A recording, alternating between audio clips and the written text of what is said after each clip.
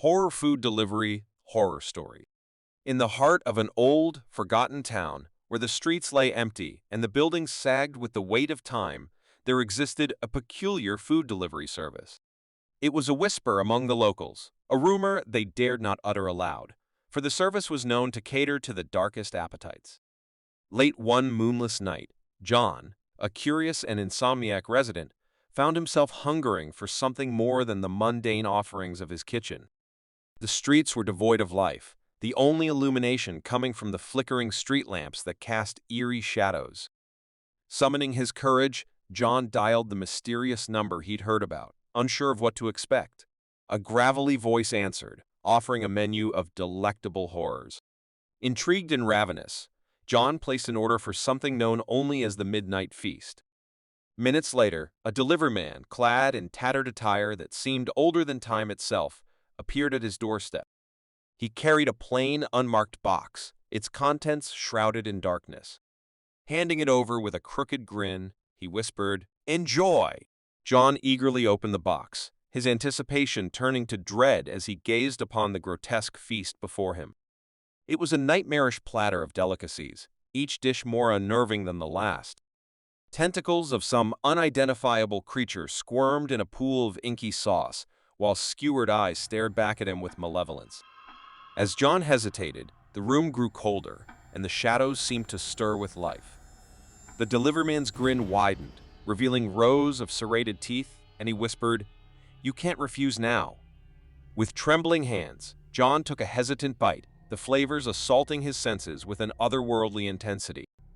He felt a shiver crawl down his spine as the food seemed to pulse with an unnatural energy.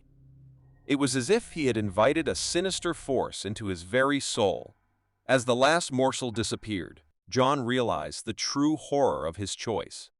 The deliveryman vanished into the night, leaving behind an empty, echoing darkness.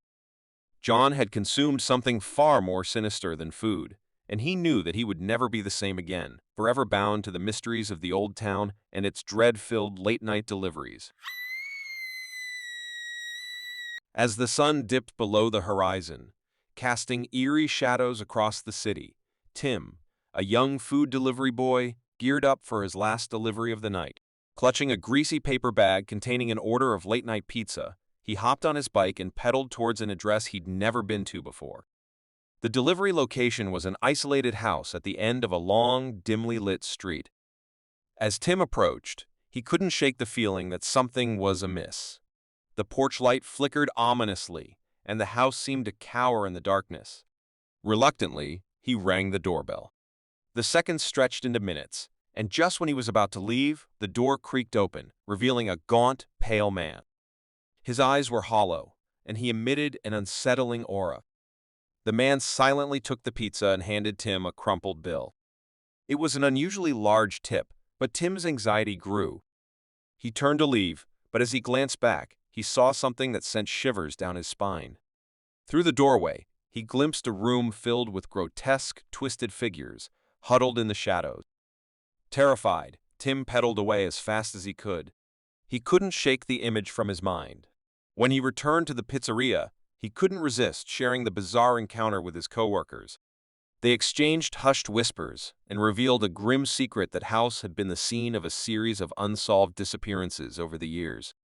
It was rumored to be cursed, and anyone who ventured there late at night was never seen again.